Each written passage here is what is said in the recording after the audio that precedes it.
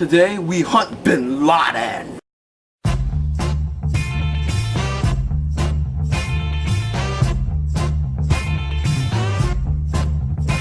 Zero Dark 30?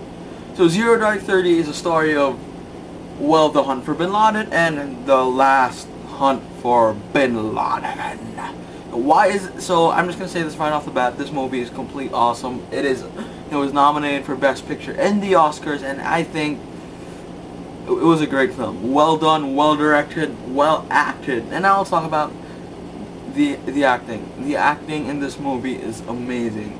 The lead actress, I forgot her name, she did very well in her role, and she's the only character you are following. There are side characters that are sort of following her, but you don't really, they disappear right off, and like they just keep disappearing because, you know, it started in 2003, man. It was a long fucking time, and it did very well what it was supposed to do. It was a long time, 2003 to like 2011.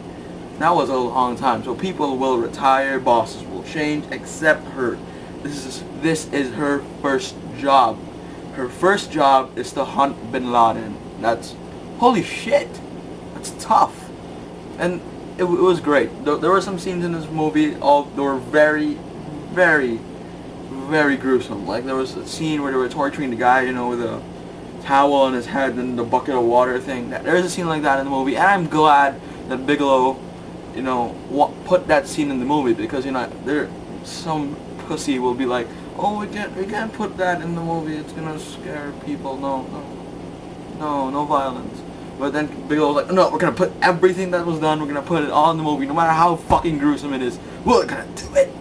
And I respect that. You know, it's her, she's trying to tell the story to us people who want to see it, which is really good. And the suspense in this movie in the last 30 minutes is superbly awesome.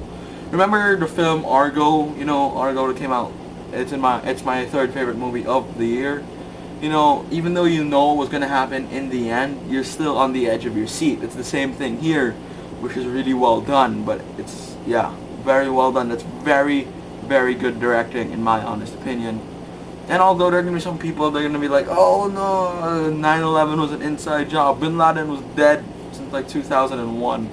And to that I say, dude, just enjoy the movie. The movie's fun, it's really intense, and it's interesting. I like seeing, you know, how her character is just like trying to hunt Bin Laden. Her whole life, she has no life whatsoever.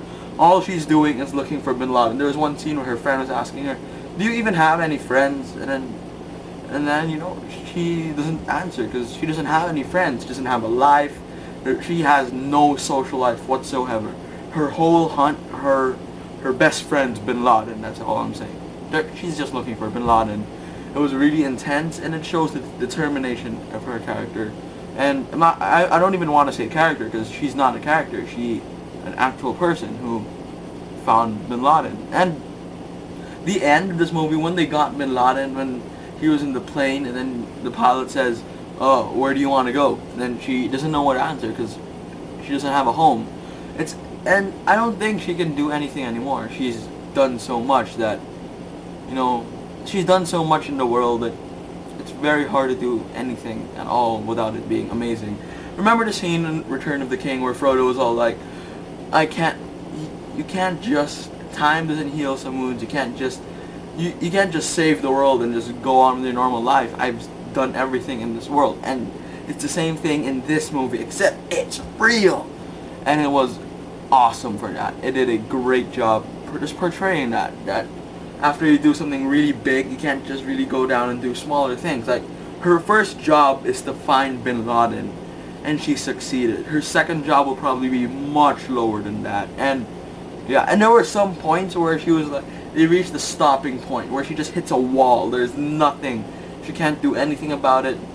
No leads at all.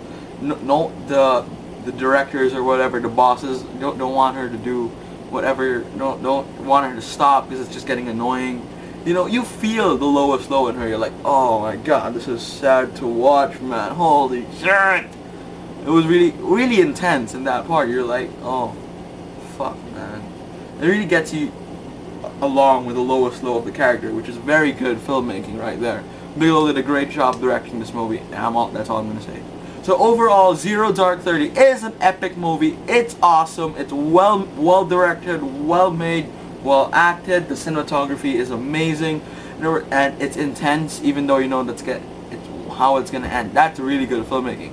So overall, Zero Dark 30 is a 10 out of 10. If I've seen this movie in 2012, it would have definitely been in the top 5. That's how good it is. Now, definitely been in the top 5 if I've seen it last year. So, yeah. And just so you know, I will be reviewing Django Unchained tomorrow and Les Miserables whenever.